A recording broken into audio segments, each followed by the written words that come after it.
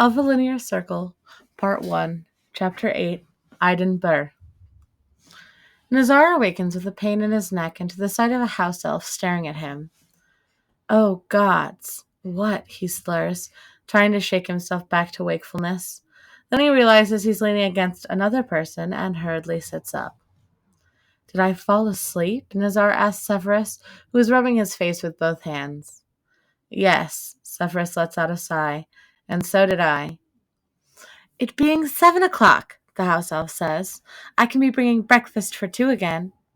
That's fine, Severus replies. He waits until the elf is gone. Now it will be a rumor meal. Not if I just apparate straight back to my quarters, Nazar offers. Severus eyes him in early morning disdain. Didn't mention that you could do so within this castle. Yes, well, sometimes what you don't tell people is much more fun. You told me, Severus says. Nazar smiles. By demonstration, no less. Imagine that. Now please tell me if you're kicking me out or not. Severus rolls his eyes. It's too late. You're committed to the act via house elf. When Nazar gets back from rinsing his face in the sink basin, there is a meal waiting. Severus waits until he's sitting before he points at the book resting on the sofa. How was Oscar Wilde? He reminded me of why the 1800s were infuriatingly boring, Nazar says. Also, it's a book about a man with a cursed portrait. I really don't plan on finishing Dorian Gray. Ever. Severus smiles down at his plate. Perhaps you'll have better luck on your third attempt at finding a book of fiction. Nazar sips at his tea and then taps on it with one finger to cool it down before he scalds himself. Honestly, I'm a bit leery of the idea by now. Did you finish through the looking glass? No, Severus frowns. I think I fell asleep out of self-defense. Alice in Wonderland, at least, made a certain amount of sense. I'm not sure how you waded through the entirety of the sequel. Nazar shrugs.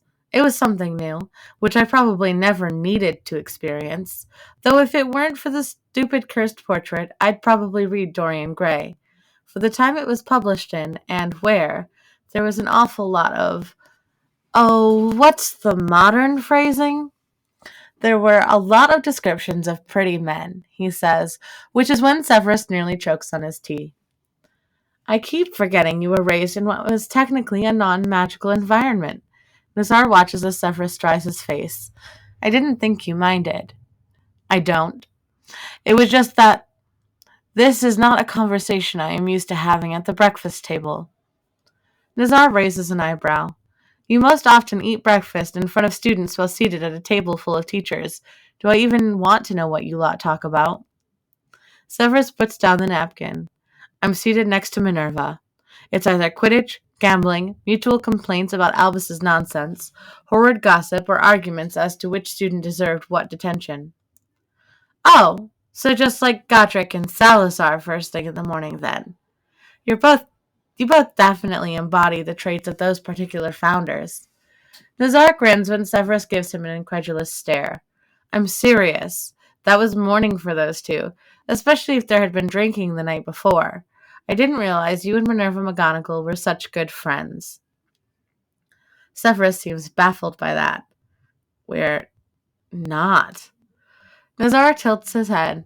You might want to reevaluate that idea, but after breakfast. At the very least, Severus returns dryly. Nazar returns to his quarters after Severus excuses himself, getting ready for the full day of hosting detentions. The week of Halloween is a powerful one, and the magic in the air often makes otherwise well-behaved students act like complete loons. He takes a bath, puts on fresh clothing, and then stares at what is hanging in the wardrobe. Finally, he selects a robe, 2 shirts, and 2 tunics to set aside, which will remain as they are. The rest he gladly hands over to the house elves for altering, and then makes them promise to bring back the fabric scraps. It's always useful when an artist owes him a favor. His trues are fine, as they are, but for the elves' insistence on updating the laces to zippers and buttons. Nazar tries to stand firm and fails utterly. He keeps 1 pair aside and lets the elves kidnap the rest of those 2. The cotton socks are an addition he's grateful for, but he's still baffled by the idea that he needs to wear pants and trousers. Can you please explain this to me in a way that makes sense? Nazar asked the elf Filky, who argued with him about the truest and one. Because I really do not understand this. Filky's eye twitches as if she's on the verge of a fit. Professor Slytherin, Filky is wearing a tea towel. Oh, it's Professor now, is it? Nazar sits down on the bed. Fine, you win. Pants, underpants, underwear, undergarments, la ropa interior, le sous-vêtements, bloody interlude, whatever they're called. His children are right. English is hard. He often gives it up as a lost cause just because it seems like the bywords change every 5 minutes. Just dye them a dark color, please. Brighter colors and whites are distracting. Does the Professor Slytherin need bathing shorts? Filky asks. Nazar stares at her. For the bathtub? No, for the lake. Filky is frowning. For swimming, Professor Slytherin. Why? Nazar asks in confusion, which is when Filky gives up in house elf despair. He spends the rest of the day roaming around Hogwarts, trying to reacquaint himself with a castle that is both familiar and unrecognizable. A few of the more daring or intellectual students, like Miss Granger, speak to him regardless of house affiliation. The Slytherins puff up like proud, ridiculous peacocks whenever they realize he's in a room until Nazar finally has enough, snatches Malcolm Baddock by the ear, and tells him to act less like a strutting bird and more like a young man with proper manners. Maybe he shouldn't have done so, but he would have done the same no matter the house. The Slytherins used to have some bloody sense of decorum. They were also lying like little bastard fiends when they swore to his portrait that they were behaving themselves outside of the Slytherin common room. After nightfall, he takes dinner in his quarters, then leaves his robes behind so they won't be caught by twigs as he goes outside to explore. There is a dip of a valley occupied by a cabin that he stares at for nearly 5 minutes. He's all but certain a tree used to be in that spot, but his memories refuse to provide further details. He enters the forest, which has somehow picked up the intimidating name of the Forbidden Forest. Ludicrous. Unicorns and pixies are not terrifying. Nazar halts in place and remains utterly still as a spider the size of an underweight dragon trundles across the path. He was wrong. That is a very good reason to declare the forest verboten. What the hell are they feeding the spiders in Scotland these days? Nazar greets the unicorns, who are fine with his presence but a bit leery of Kanza. Then he finds Thestrals, which are immune to a basilisk's stare and don't care about her presence at all, so he spends a nice amount of time introducing himself to the herd. He wanders on, feeling the magic of Hogwarts fade as he approaches the far eastern side of the forest. Odd. The magic used to encompass the entire forest, protecting the centaurs, nargles, unicorns, fairies, doxies, pixies, and other magical creatures that lived within it. A list that now apparently includes giant spiders. Nazar is standing outside of the forest boundary when someone apparates into place behind him.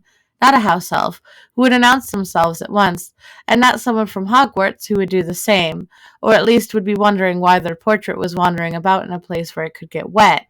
That is 15 minutes of gasping for breath from laughing too hard that he's never getting back, but the look on Theodore Knott's face was worth it. Good evening. Nazar lifts an eyebrow at that feathery whisper of a male voice.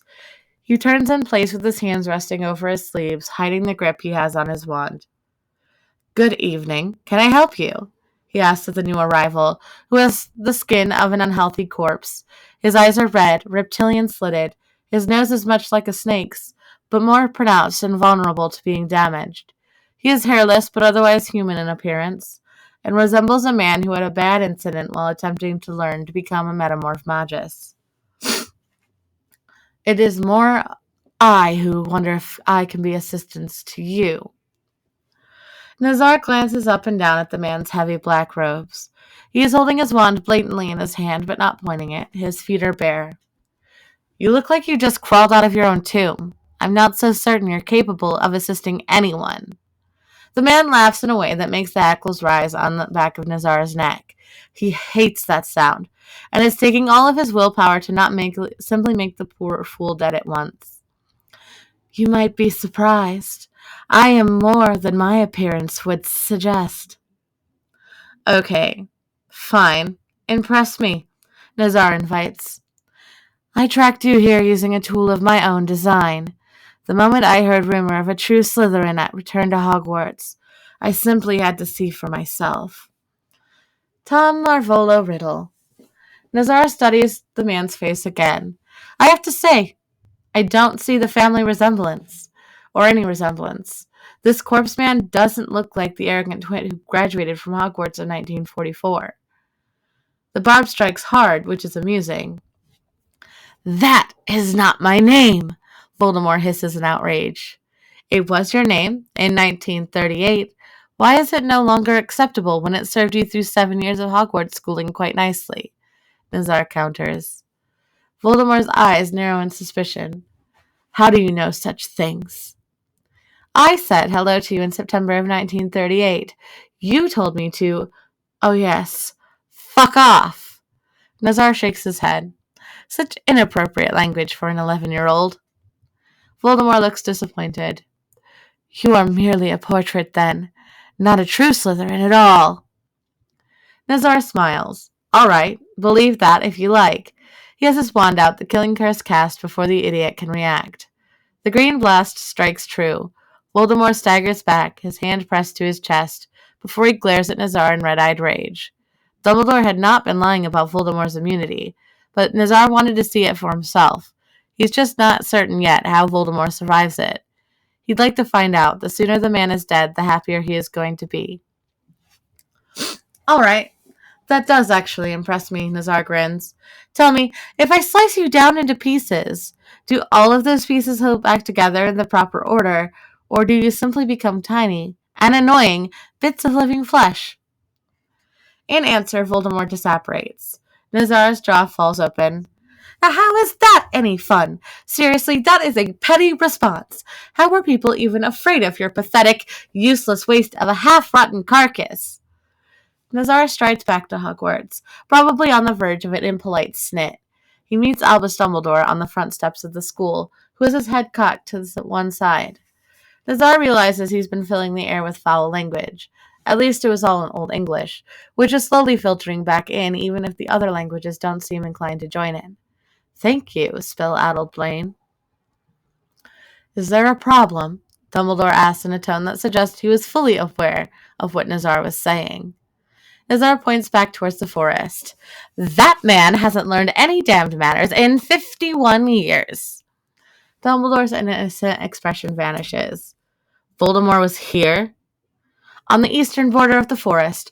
Why doesn't the school's magic enclose the forest? Nazar asks. It's supposed to encompass the forest completely. I don't know, Dumbledore replies. Perhaps the forest grew beyond the magic's borders. It was always supposed to encompass the forest, whether it grew or shrank over the years. Too many creatures rely on those trees for protection. Dumbledore nods. I see. What did Voldemort want? To meet the family. He wasn't impressed. Called me a mere portrait. Nazar rolls his eyes. Why is that man immune to the killing curse? No one knows the answer to that either, Dumbledore says. You cast it unforgivable. In my day, it was called surviving, Nazar retorts. Would you be so worried about it if it had actually worked? Being caught casting the 3 unforgivables by those in ministry authority can lead to imprisonment in Azkaban, particularly the killing curse, Dumbledore says. That does not answer my question, Nazar sighs. I'm going inside. The future is bloody awful. You haven't even encountered automobiles yet, Dumbledore calls after him. You are bad at encouragement, Nazar shouts back. Nazar goes straight to Severus's office and knocks on the door. Where the hell can I find an automobile? He asks when Severus answers. Severus gives him a searching look. Are you certain you wish to find out? No. Find me one anyway. Severus operates from the Eidyn Buhr, now called Edinburgh. Portions of it still look like they did in Nazar's day. The rest is utterly alien. It also has automobiles, which are numerous and everywhere. Nazar watches them from the footpath, trying not to push his back directly into the wall of the building they're standing in front of. Automobiles. Horseless, fully armored, four-wheeled carts fueled by compressed fire. That is a fairly accurate description of a car. Yes. What do you think? Do they fly? Nazar asks. Severus shakes his head. No. Then fuck that. I'd rather own a broom. You're not another Quidditch fiend, are you? Severus asks as they walk back to a safe apparition point. I've played. We didn't really set teams the way Hogwarts does now. We would just go out on weekends and enjoy the game, or enjoy breaking each other's bones, whichever came first. He catches Severus biting back another smile. Ah, I'm entertaining again. A bit. Nazar halts when he catches sight of a church spire. Is there still a Saint Cuthbert church in Edinburgh? I've no idea. I don't live here. I don't even know if there is a wizarding population in Edinburgh, Severus says. There used to be. Nazar gets the attention of the next passing set of individuals. Excuse me. Urrainn do chuideachadh? Two women, one of whom is smiling behind her hand.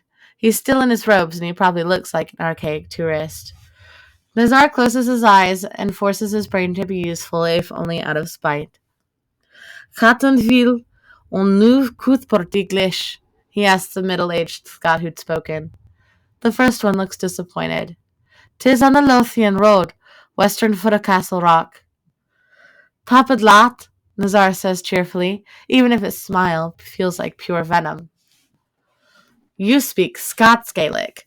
Severus sounds amused, either by the language or by the fact that Nazar is now the one leading them. Nazar doesn't know where a Lothian road is, but he does know that the Castle Rock used to be the site of the old fortress, and that's unmistakable. It used to be just Gaelic, which I think now is Irish Gaelic. I still don't remember that one, but Slytherin House has had more than a few Scots Gaelic speakers in the past few centuries. I learned it. It's also why I can speak Castilian and be understood by other Spanish speakers. Not as many changes there, but enough to be inconvenient if I hadn't adapted. Listening to everything and everyone, Severus says. You probably taught me my first lessons in spycraft. At least they were useful lessons. Nazar stops at the side of the church, set at the foot of the western side of the fortress. Most of the original construction on the hill is gone, though tiny bits of it seem familiar. The church is almost entirely changed but for one aspect.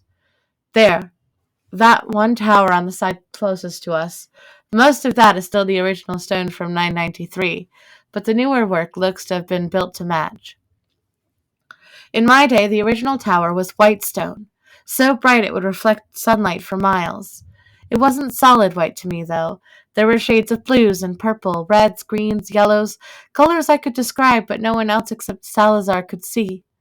I used to come here when Eidyn was a mere fort, just to watch that tower reflect those colors. The Muggles call that tetrachromacy, Severus tells him. It means instead of a standard human's three means within the eye of taking in color, you have a fourth. I wonder if it's useful for anything aside from being blinded by Albus Dumbledore's robes all the damned time. Nazar is pleased that it is taking Severus so much more effort to keep from smiling. Muggle is an insult, by the way, just like mudblood. I'm aware, Severus replies without looking at him. I am not in a position to lose the habit at the moment. I'm aware, Nazar echoes to Severus's irritation. This way. Why so much interest in a church? I'm not interested in the church. It's the magician's crypts near its burial ground that I'm looking for. And if the magical population vacated, it will be hiding. Nazar hits the pavement and crosses the road when Severus decides it's safe enough to do so, even if Nazar isn't quite convinced. Those blasted automobiles are fast. To his relief, the stone facade appears as they approach the older side of the church, which has a garden fronting it that looks as if it might be the oldest part of the church's burial ground. The crypts for the magical population were dug into the hillside on a slant, so the stone was higher than the burial ground behind it. The facade used to be taller than Godric, but the street seems to be layers upon layers of stone that has changed the height of the original track for the crypts. Nazar has to kneel down to read the engravings, which were once at the height of his eyes. There you are, he whispers. He finding a curved doorway that still has traces of the old scarlet paint on the stone. Who is this? Severus asks, frowning as he joins Nazar on the ground. Old English and Scotland. He was from England originally. Nazar says, Can you read Old English? Somewhat, Severus replies. It isn't my best language, but some of the words are similar to those in use today. I'd forgotten quite a bit, but it's one of the few languages that I'm beginning to recall with true clarity. Nazar brushes moss and dust from the engraved letters before he recites the information there. Gilbert Bryce de Slizars, also called Slytherin in the north, died of injuries received in just battle against a terrible foe near the village of bheil, buried with a warrior's honors on 14th November, this year of our Lord, 1012. A Slytherin? Who was he to you? Severus asks. Nazar swallows. My son. Severus looks shocked. I didn't know you had a child. 3 children, by adoption, magical adoption, the sort that settles in and ensures they might as well be your biological offspring. I am aware of such a thing, Severus says. It has fallen out of favor, though. I know, that stupid insistence upon blood purity is ruining a perfectly good idea. Nazar runs his hands along Bryce's name again. Galliena was the eldest. Elfric was the youngest. Bryce was between them in age. He was 22 years old when he died. Scarlet paint, Severus notes. Given the expression on his face, Nazar suspects the man doesn't know what else to say. Yes, he was Godric's apprentice, at least until it came time for Bryce to seek his mastery. He hated his first given name. He'd have been so put off that they carved it on his tomb. Nazar reaches up and wipes his eyes when his vision blurs. He'd suspected that seeing this again might bring forth memories, and gods, he was right. I thought it so fucking unfair at the time that I'd outlived one of my children. Now I've outlived all of them. Severus reaches out cautiously and puts his hand on Nazar's arm. I'm sorry. After a pause, he says, Tell me about them. Galliena was Rowanna's apprentice. She was a scribe and an artist, a crafter of magical illuminated manuscripts. I still have one of her books, and 2 more remain in Hogwarts library, though one is encumbric and unreadable. Nazar has to stop and wipe his face again. She's the only one who had children. She married one of Helga's apprentices, a man named Uriel. Their children were Dryston and Painel, twins, 2 boys. Then they had Finora and Muriel. I think Muriel was still an infant in 1017. Severus' grip on his arm tightens. Elfric? Apprentice to Salazar. Sly little shit, Nazar says, trying to smile. In 1015 he went south into England, looking for untrained magical children that might have been overlooked. That was the last time any of us saw him. Dead? Severus asks gently. Nazar nods. If you're scrying, looking for the dead will never gain you anything except grey mist, and that's all we could see if Salazar tried to find him. We didn't know how, where, or when, just that it happened. I don't know where his body was buried, or if it was treated kindly at all. I don't know where Galliena, Uriel, or any of the children are entombed. This is the only place I know, Severus. He shakes his head and quickly stands up. Can we leave? I really think I'm done wallowing for now. I wouldn't consider it wallowing. Severus peers around, his dark eyes sharp and observant. No one is nearby. Good, Nazar says, and apparates straight back to the gates outside of Hogwarts. Severus joins him a moment later, and they walk back up to the school together in silence. Once they're inside, Severus turns to him. You've invaded my quarters twice now, but I've yet to see yours. Pay up. Nazar smiles. I think that can be arranged. Come on. Sorry. Severus follows him all the way up to the 7th floor and then down to the corridor where his classroom lies. It's that close. It was convenient when the children were younger, Nazar says, pushing open the door that obligingly appears when he approaches. So far the door has been behaving, but it won't show itself to anyone else. Severus frowns when Nazar leads him to the door on the left. The last time we were here, this was your office. And I said I designed this room to do whatever I want, Nazar counters. The byplay is distracting him from the trip to Edinburgh, and Nazar is grateful. He pats the cast iron S that is attached to the door. There's a trick to it. When it's this way, this is what you'll find, he says, and opens the door, revealing his office. He closes the door again and then flips the S. This time when he opens the door, it's his quarters. See? Severus regards the S on Nazar's door. Is it exchanging one space for another, or simply changing the room completely? I suppose an exchange of space would be more accurate. Nazar motions for Severus to precede him. But if you're outside the castle, the windows in my quarters are always visible in the correct place. Oh, and it's not a good idea to enter without being invited.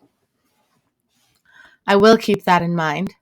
Your furniture is surprisingly modern, even if that table isn't, Severus observes. Not my doing. So Nazar gestures to the 3 frames on the wall opposite the window. Children, come say hello to your uncle's current head of house. His children appear in their frames with their usual speed. Hello, Galliena says. Elfric waves. Bryce manages the greeting in Old English that isn't entirely mangled. Galliena, Bryce, Elfric. Nazar introduces them in turn. Severus Snape. Yes, him. We like him. He doesn't lose his mind in terror just because of a portrait hisses, Elfric says in Parseltongue. You 3. Why am I not surprised? Nazar glances at him. Oh? They heard me mention your name outside of the common room once, years ago. Galliena did at least. They have been politely stalking me ever since. Severus has a hint of a smile on his face. Galliena is the only one of the 3 that bothered with English. We are trying, Bryce says in strangled modern English. Well, I am trying. Elfric is stubborn, Galliena observes. They like you, Nazar says, and no, I'm not just saying that. The stubborn one admitted it in Parseltongue just a moment ago. Elfric rolls his eyes. If you don't want it repeated, don't say it at all, Bratling. We're off again. The Slytherins in the common room are fascinated by Parseltongue. Finally, Galliena vanishes, followed by Bryce and Elfric. I'm glad I could find a useful portrait of Salazar to put in the common room, Nazar says. Severus nods. I do believe Salazar Slytherin is the only man who could possibly tolerate 3 other Parselmouths trying to crowd him out of his own portrait. He was a doting uncle. Gods, but that hurts to say.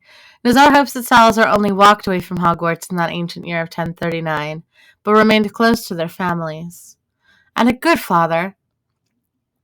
Somehow I find it difficult to picture that man with children. You're used to that one bastard of a portrait who decided that if he was going to be old, he was going to act like a cranky fuck, Nazar says. Salazar had 5 children. His eldest, Fortunata, was one of my students. He smiles. I'd forgotten that until just now. Severus turns around and spies the white owl in her portrait. And who is this? Nazar looks at the owl and shakes his head. I've no idea, Severus. I don't remember owning an owl, though I assume I must have at some point. Birds were still an acceptable messaging system between magical and non-magical communities in those days. It meant we weren't accidentally terrifying anyone with messages sent by Patronus. Any further detail than that? Severus asks, curious. Rowena had a raven, which should be no surprise at all, Nazar says in a wry voice, and Severus smiles. He was the smartest damned bird of that species I ever encountered. Rowena often said she'd accidentally cursed him by naming him Bertram. He lived to be 40 years old. He pauses, letting memories come to the surface without trying to fight for them.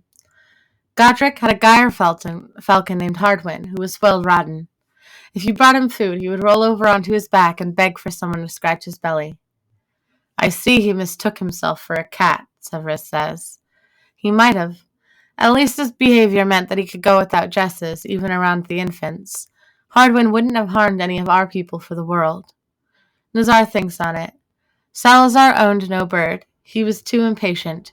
If he wished to speak to someone, he would usually apparate there and do it at once rather than wait. Nazar snaps his fingers. Helga. Helga had an owl from the north, a white owl. Her name was Sierrida. She never really stopped being a Viking.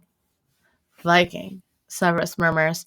I do believe there is an entire house in this school that could be well served with a reminder of their roots. Is this a painting of Sierrida, then? I still don't know. It could be. All I know is that I found her stored away in a trunk. That is a very modern lavatory, Severus observes, glancing into the room in question. Nazar nods. The house elves kept updating things as the centuries passed, such as this room and the furniture. They never once doubted that I would return, even if I forgot all about it. Galliana didn't either. She's been lording it over her brothers' heads that she kept faith and they didn't. Hold on. Consul lets out a sleepy hissed grumble as Nazar removes her from his neck and leaves her on the charmed, self-heating rock. She swears at him again and goes back to sleep. At the junction of the 3 doors in the short hallway, Nazar pushes open the one for his private office first. It used to be Bryce and Elfric's room. They were close in age and came from the same village, so they wanted to remain together. Now it's a workspace, or a place to stash a guest. Severus nods, his eyes tracing the books on their shelves. That updating duplication spell, did it work in here as well? It did. Once I'm used to classes, I plan to try to start back translating the books that are in old languages. In the meantime, the modern English copies are useful. Nazar crosses the hall and pushes open the other door. This was Galliana's room. When she moved out, it became a storage. Severus glances briefly at the chest and the stacks of ancient paper and parchment, though his gaze lingers longer on the 4 hung portraits. Those frames are empty as the residents roam around the castle, listening in on conversations without anyone recognizing them for who they are. The founders? Yes, they spend most of their time wandering. Nazar touches the pale golden wood of the frame that holds Helga's portrait. I own the youngest versions of the founders in Hogwarts. I commissioned our first graduating artist, so that would have been 995, I think. They were very good, too. I asked the artist for realistic likenesses at a time when that wasn't the style at all. Yours is realistic, Severus points out. Yes, but that was me, Nazar says. That wasn't the stroke of a paintbrush. That was... He trails off. Nazar? Nazar shakes his head to clear away the fog of memories that won't come. I don't remember. Were you truly interested in being tied into this castle's magic as the head of Slytherin House should be? Severus politely ignores his sudden change of subject. I am, actually. Apparition within this castle would be enough to make it worthwhile. I'm still bearing a grudge for you not telling me. Nazar grins. Well, I'm not telling anyone else, and you know how to keep secrets. Severus made an amused sound. Yes. Nazar pushes open his bedroom door, last one, and the tea at the sofa. Severus glances politely around at the bedroom, which is light and airy for a castle. The tapestry? Galliana made that. Nazar walks over and runs his fingers along the embroidered threads that his daughter had sewn in so finely that each symbol appears to be a living creature. Griffin, serpent, raven, badger. Severus nods. It's an incredible work for the time. I've seen other tapestries from that era, and the style is completely different. My daughter really didn't give a damn about style. She was an artist. She painted, wrote, or used thread magic to make what she wanted. Nazar gestures to guide Severus out of the room so he can shut the door again. When he asks for a house elf in the sitting room, it isn't Filky who answers, but the one who has very large green eyes. Hi there. Who are you? Dobby, Professor Slytherin, the house elf replies. Is Professor Slytherin wanting tea for himself and the Professor Snape? Yes, please. Nazar waits as Dobby disapparates, then returns not 2 minutes later with a tray. Thank you. The Professor Slytherin is welcome. Dobby hugs Nazar's leg. The Professor Slytherin is being here again. All the house elves are being so happy. Then he vanishes. Nazar knows his expression is twisted up in confusion. All right, then. He shakes his head, conjures a small table to put the tray on, and sits down. He has a cup of tea while trying to think through what he'll need to do. Is this something complicated? Severus asks. Yes and no. I just have to make sure I'm doing it properly. If you ever decide to leave the post as head of Slytherin House, then someone needs to be able to remove the magic without harming you, so it can be tied to someone else. Nazar puts his teacup down and turns in his seat to face Severus, who is already doing the same. Give me your right arm, please. Nazar lifts an eyebrow at the buttons he has to deal with before undoing the sleeve of Severus' coat, then the shirt underneath. How do you cope with so many blasted buttons? Patience, Severus replies. I didn't realize you needed my bare arm. I should have mentioned that, yes. Nazar frowns, tilts his head, and then places his right hand on Severus's arm, and uses his left to grasp Severus's hand. There, that feels correct. He lifts his head and follows the feel of magic that ties him into the castle. Severus's arm jerks in his hold when he wraps the first bit of magic around him. Painful? Nazar asks. It shouldn't be, but he's working mostly on instinct. No, just surprising. Nazar nods and continues, shutting his eyes and reaching with thought and intent. This part of Hogwarts magic has nothing to do with wands. He ties Severus into the castle's magic with tiny strands, checks to make sure the work feels right, and then lets go of Severus's arm before leaning back against the sofa. There. Severus is staring down at his arm when Nazar opens his eyes. That is different. I didn't connect you into the magic in a way that means you get it all at once. That might actually hurt, or drive you mad from the intensity. This will take about a month to come to fruition. Gradual awareness. Severus begins buttoning his shirt sleeve again. I suppose that apparition isn't possible until the process is complete. Probably not, but I don't know if I ever tested it during the adjustment phase. Tea. God, yes, Severus says, reaching for the pot. More things happened this evening than I bargained for. You're not wrong. Nazar waits until Severus passes him a full cup. I met Voldemort this evening. Severus goes still. Did you? Yes. Still arrogant, looks like a walking corpse, and truly does not die if you hit him with the killing curse. Nazar drops one of the American sugar cubes into his tea out of curiosity and stirs it in. You.